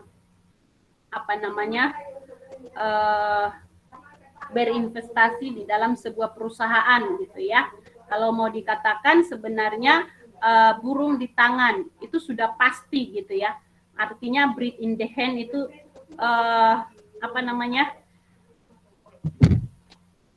burung di tangan itu sudah pasti dibandingkan dengan burung yang terbang di kepala. Begitu Mimi. Itu berhubungan dengan laba yang sudah pasti. Apa yang laba yang sudah pasti di tangan itu adalah dividen gitu ya. Dividen itu adalah hasil dari investasi saham di perusahaan itu. Jadi semua pemegang saham, semua pemilik saham akan memperoleh dividen. Keuntungan dari saham yang dibagikan kepada pemegang saham itu adalah dividen. Lalu apa kaitannya dengan manajemen keuangan? Ingat tadi, salah satu area manajemen keuangan adalah keputusan dividen atau disebut dengan kebijakan dividen. Nah, bahasa lainnya fungsi dari manajemen keuangan salah satunya adalah kebijakan dividen. Kebijakan dividen itu adalah apakah dividen dibagikan secara utuh kepada pemegang saham ataukah kita menahannya. Jadi dividen tidak dibagikan seperti itu.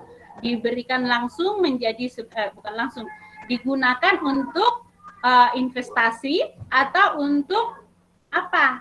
Seperti itu ya, pengembangan sumber daya yang ada begitu misalnya. Begitu Mimi ya. Jadi sangat terkait erat. Jadi kalau teman-teman belajar manajemen keuangan secara spesifik lebih jauh lagi, nanti kita akan belajar tentang ini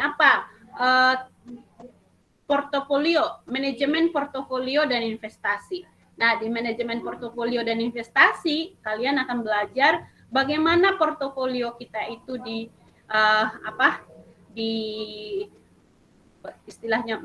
bagaimana portofolio kita itu, apakah pilihan kita itu termasuk portofolio yang optimal, apakah yang efisien, Seperti itu ya. Bagaimana dengan investasi kita? Apakah investasi kita itu akan menghasilkan keuntungan kepada kita atau justru mengalami kerugian gitu ya. Nah, investasi dalam bentuk apa? Dalam bentuk saham misalnya. Berarti kalau dalam bentuk saham, kita akan mendapatkan dividen. Kalau kita tidak mau dividen dibagikan, mungkin kita menunggu capital gain. Capital gain itu sama seperti burung di atas kepala, Mimi. Dia tidak pasti, begitu ya. Ini kalau burung Iya, di Ibu. atas kepala itu kita bisa kontrol dia terbang atau tidak? Tidak ya? Tidak. Ya, tidak. Ya, itu seperti capital gain, dia tidak pasti. Bisa jadi kita mendapatkan capital gain, tapi bisa jadi kita mendapatkan capital loss gitu ya. Bisa mendapatkan keuntungan dari modal kita atau bisa mendapatkan kerugian dari modal. Modal mana? Saham tadi, penjualan saham itu gitu. Itu istilah-istilah yang ada di manajemen keuangan. Sedangkan dividen itu sudah pasti, kita pasti dapat itu. Gitu ya. Perusahaan mengalami keuntungan, kita sudah pasti dapat dividen. Makanya John Littner mengatakan teori breed the hen. Seorang investor lebih menyukai dividen dibandingkan dengan capital gain. Begitu ya, Mimi ya. Iya, Ibu, terima kasih. Teman-teman, kalau ambil manajemen portofolio dan investasi, maka akan bertemu lagi dengan saya. Itu diambil di semester 5 atau semester 7. Gitu ya. Jadi kalau saya masih mengajar di Unkriswina gitu, kita bertemu lagi. Selain itu nanti teman juga akan bertemu dengan saya di manajemen keuangan internasional. Itu juga akan membahas sama ada hubungannya dari manajemen keuangan ini. Jadi teman-teman harus betul-betul kuat di manajemen keuangan ini supaya nanti kalian tidak gelap gulita di mata kuliah lanjutannya. Jadi ingat yang saya sampaikan di semester 1, materi-materi semester 1 itu menjadi dasar untuk kalian masuk semester berikutnya, gitu ya. Jadi jangan dilupakan materi-materinya, gitu ya. Baik, ada lagi yang mau bertanya? Saya, Bu. Silakan, Isto Raja. Saya mau menanyakan tentang investasi. Dalam kita menginvestasi modal ke sebuah perusahaan, sudah pasti kita mendapatkan keuntungan. Ini cara pembagian keuntungan itu dilihat dari jumlah berapa besar investasinya atau bagaimana, Bu? Oke, makasih Isto. Ini juga pertanyaan yang menarik dari Isto ya, buat Sama, Bu. kita menganalisis gitu ya. Bagaimana cara membagi hasil dari investasi? Nah, ini biasanya ada kesepakatan di awal Isto. Jadi berapa persen itu laba menjadi bagian dari pemilik saham? Misalnya 30%, misalnya 40%. Nah, itu biasa penetapannya ada di awal gitu ya. Terus tergantung dia itu posisinya sebagai apa gitu ya. Jadi ada yang disebut dengan pemegang saham biasa, ada yang disebut sebagai pemegang saham preferen. Mereka memiliki proporsi yang berbeda gitu. Jadi tergantung juga berapa jumlah saham, berapa lembar saham yang mereka miliki gitu ya. Jadi itu dipengaruhi, yang pertama dipengaruhi dari kesepakatan di awal seperti apa antara investor dan pemilik gitu ya. Terus yang kedua bagaimana proporsi dari masing-masing pemilik saham tersebut, berapa lembar saham yang dimiliki, itu juga akan berbeda. Terus kemudian posisinya, apakah dia sebagai pemegang saham biasa atau sebagai pemegang saham preferen. Begitu ya Isto ya. Jadi kalau Ya, Bu. untuk perusahaan yang go public itu ada aturan memang yang sudah menjelaskan, yang sudah menjadi rule untuk itu gitu ya. Tapi kalau untuk investasi umum biasanya ini berdasarkan amatan saya ya, tapi kalau secara tertulis atau artikel sih belum ada yang saya baca khusus ya, Isto ya. Tapi pengalaman yang kami sering investasi itu biasanya gini, kalau saya pemilik saham, lalu kemudian yang mengelolanya berbeda, nah maka dia proporsinya 30-70 atau 40-60. Jadi saya sebagai pemegang saham, bukan saham, saya sebagai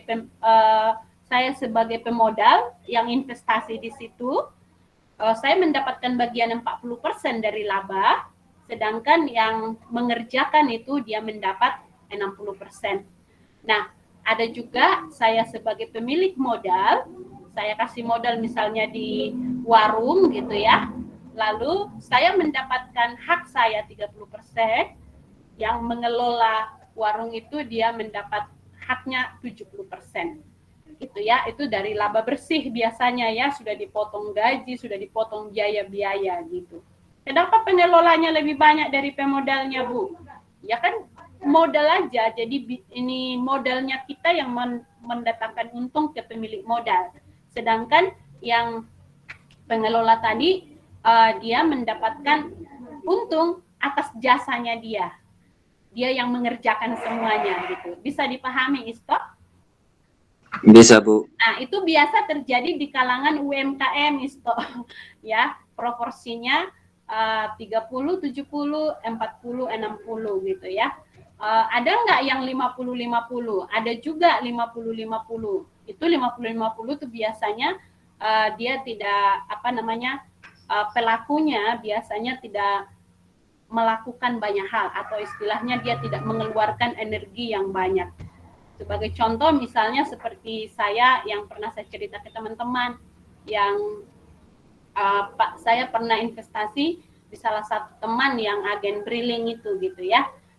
Saya yang pemodalnya, dia yang melakukannya. Nah, kita 50-50, keuntungannya kita bagi dua gitu. Jadi dia juga untung, saya juga untung gitu. Tapi ada juga yang agen briling yang satu, ketika saya kerjasama dengan dia, nah dia 60, saya 40. Karena dia bilang saya harus pergi berkendara, menyetor dan lain sebagainya gitu. Jadi tergantung kesepakatan di awal, Isto. Gitu ya. Kalau teman-teman mau belajar investasi dari sekarang boleh. Misalnya daripada uang yang kalian simpan di bank itu nggak menghasilkan, mending investasikan saja gitu. Kalau kita investasikan ya kita dapat keuntungan gitu ya. Ada lagi yang mau bertanya? Makasih, Isto. Makasih, Bu. Kita masih ada waktu setengah jam, kalau teman-teman masih mau bertanya silahkan.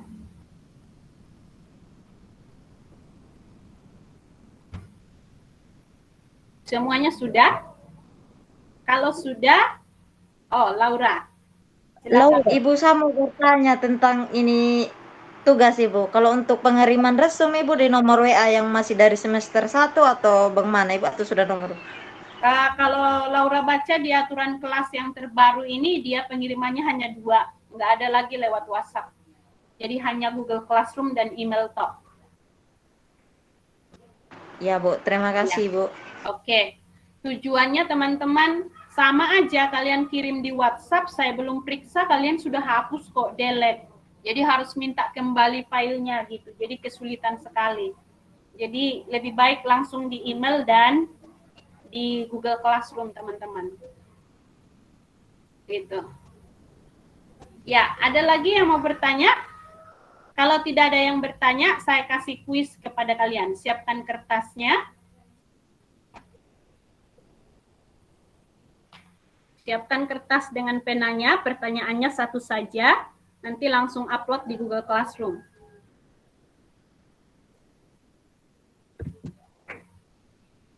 Sudah, Ibu. Sudah, teman-teman? Saya bacakan Sudah, soalnya. Ibu.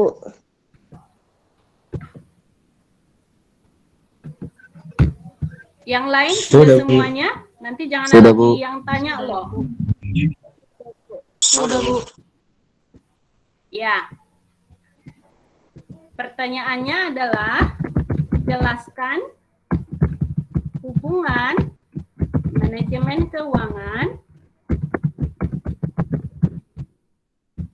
ilmu ekonomi,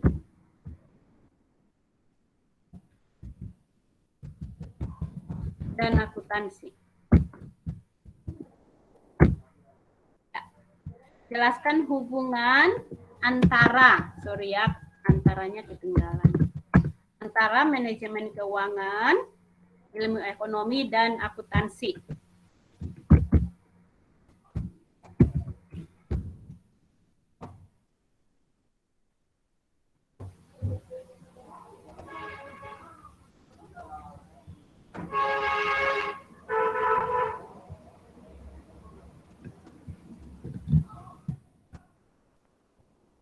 Ya, dikerjakan teman-teman 15 menit. Saya siapkan di Google Classroom. Baik, Bu. Siap, Ibu.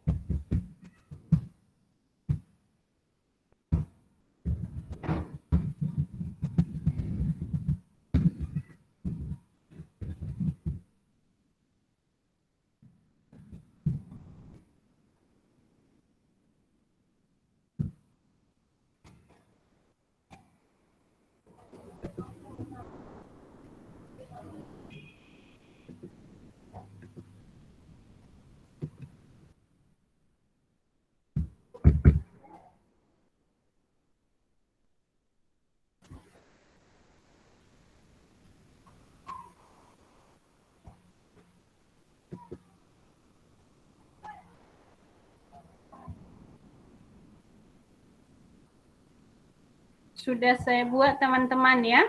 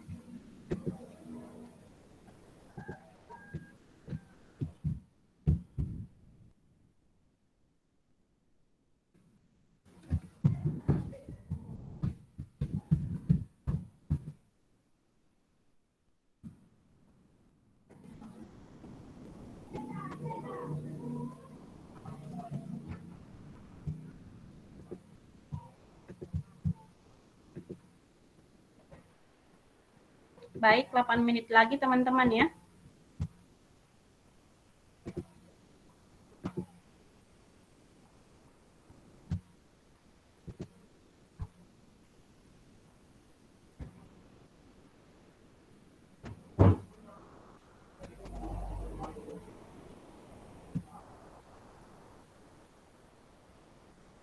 Ditulis tangan teman-teman ya, tolong jangan copy paste dari Google ya.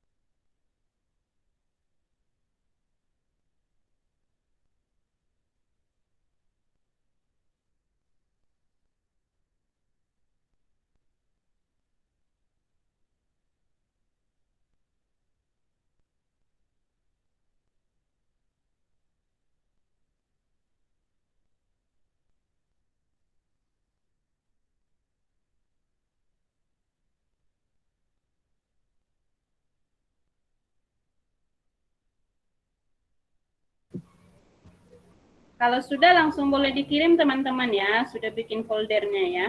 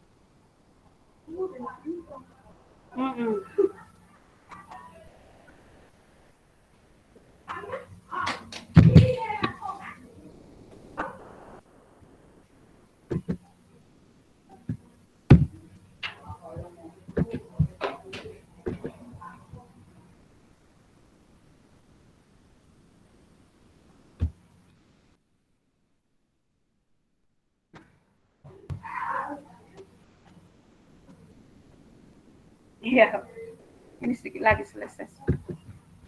Lambat tadi.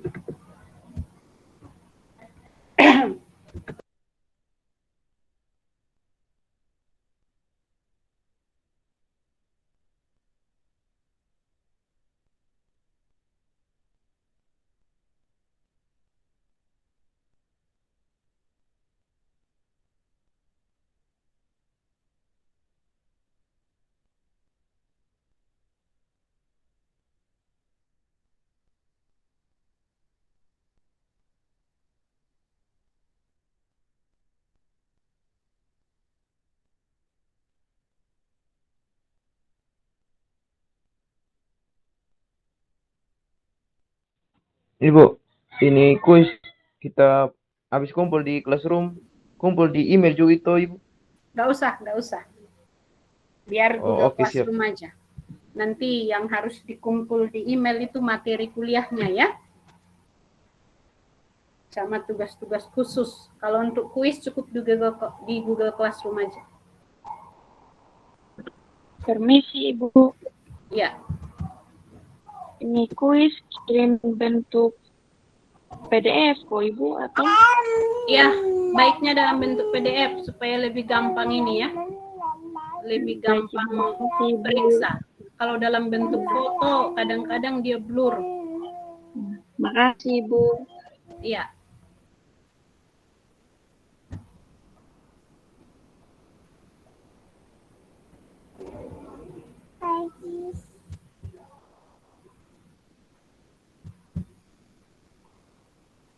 Oke, sambil menunggu teman-teman yang lain, bagi yang sudah, kita akan presensi ya.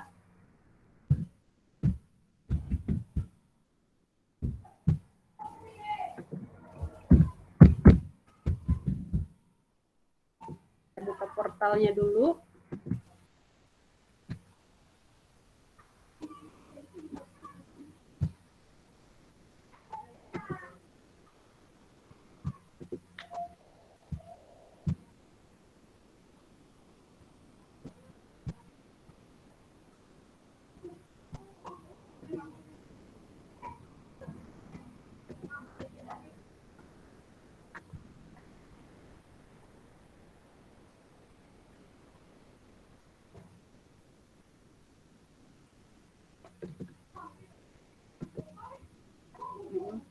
Kita rambut kita.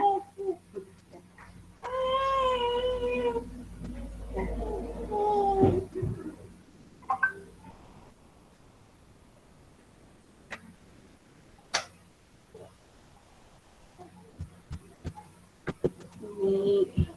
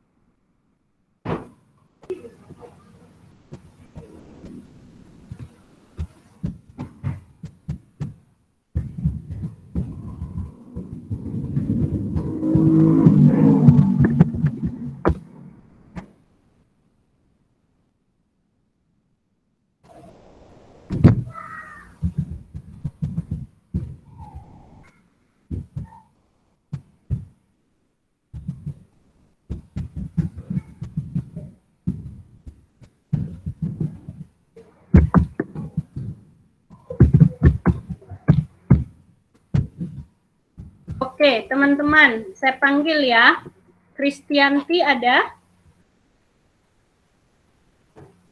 Tidak hadir dari minggu lalu ya. Kristianti, teman-teman ada?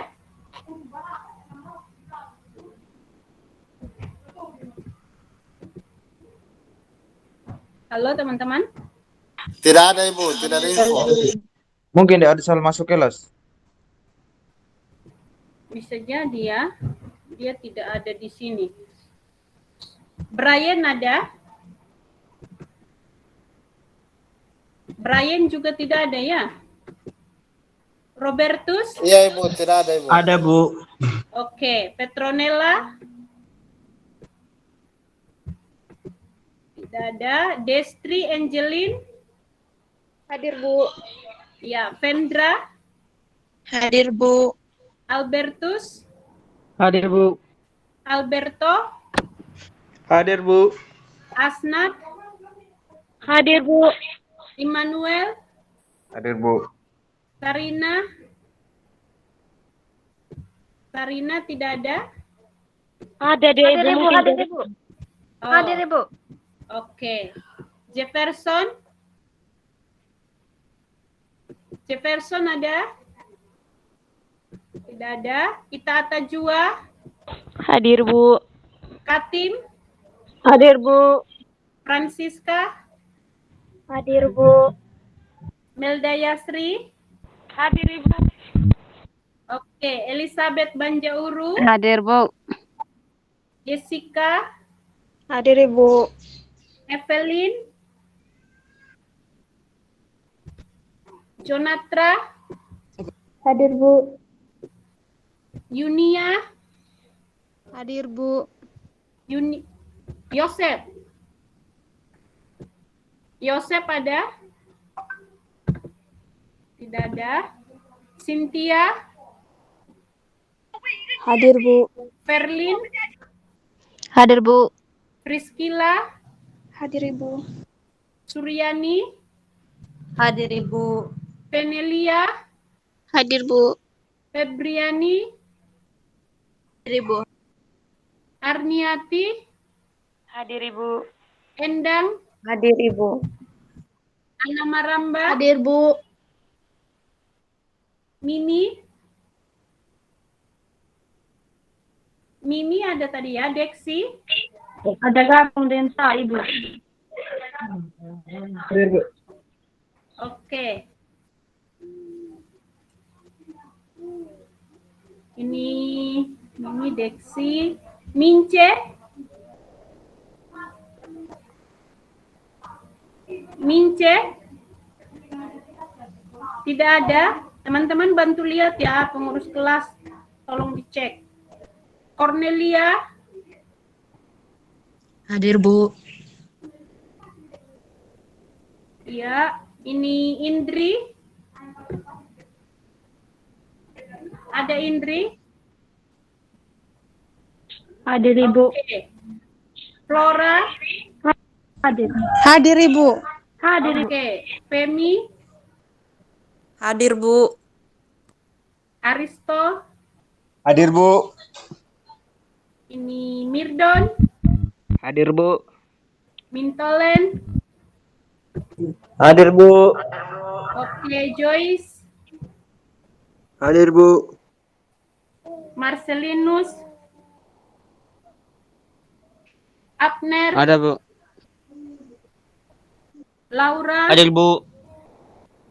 Ambu Konga. Hadir deh, Hadir, Bu. Istongal. Hadir, Bu. Hadir, Bu. Margareta.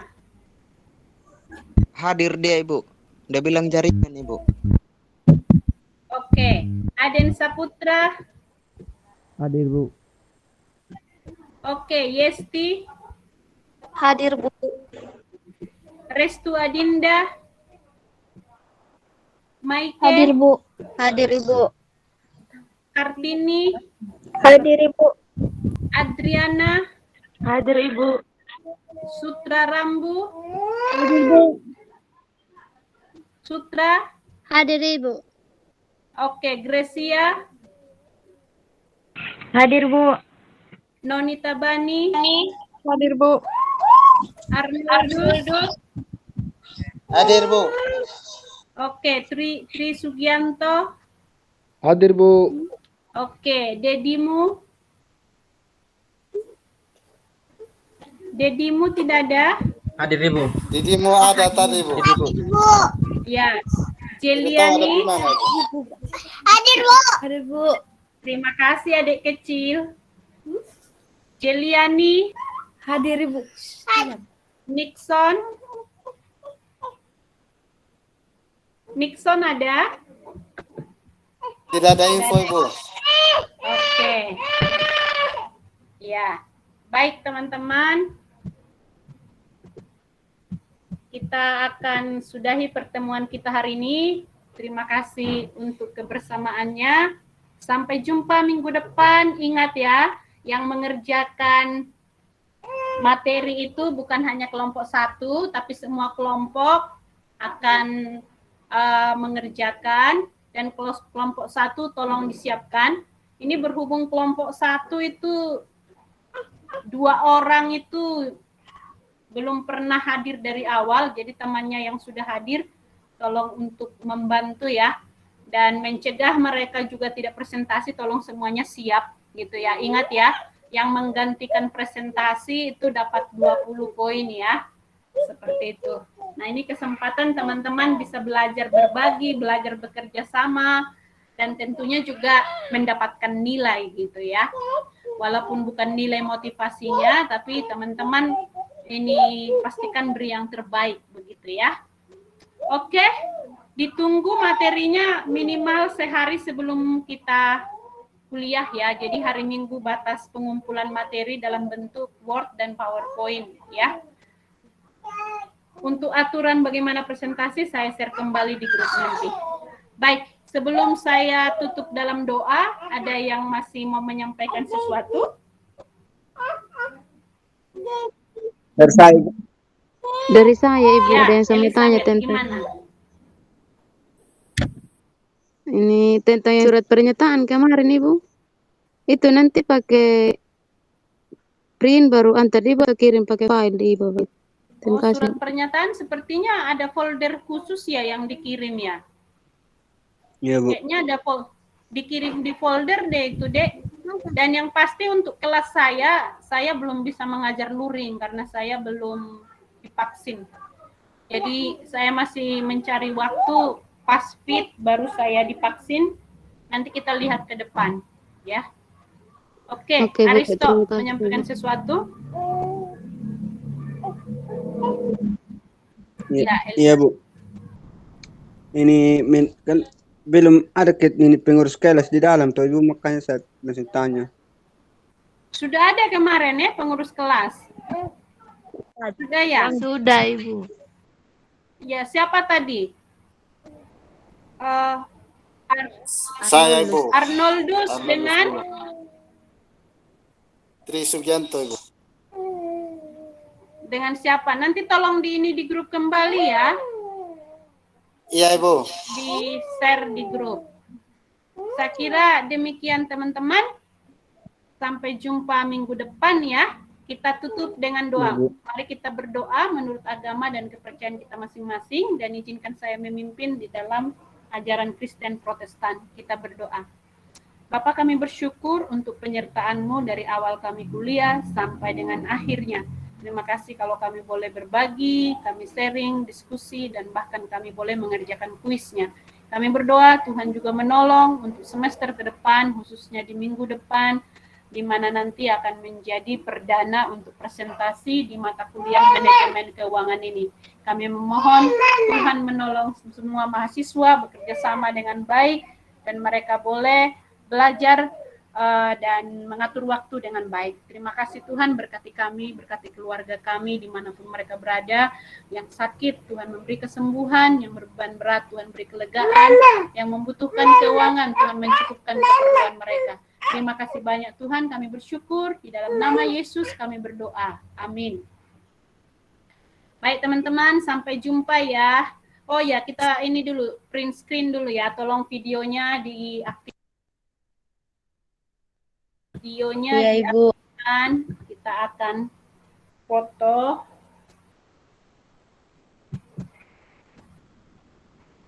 Oke, siap teman-teman? Ya.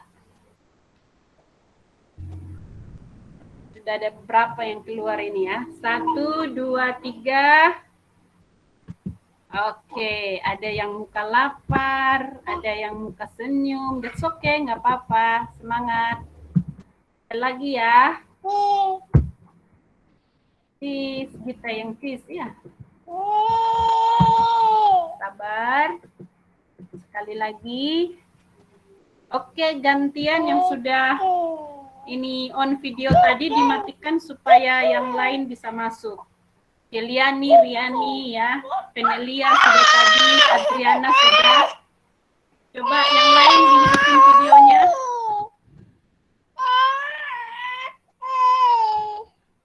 Oke, ini yang lain nggak hidupin videonya jadi nggak masuk. Baik, 1, 2. Ulang semua, diulang ya. 1, 2, 3. Oke, thank you teman-teman. Sampai jumpa di minggu depan. Terima kasih Bu. Terima kasih Bu. Bu.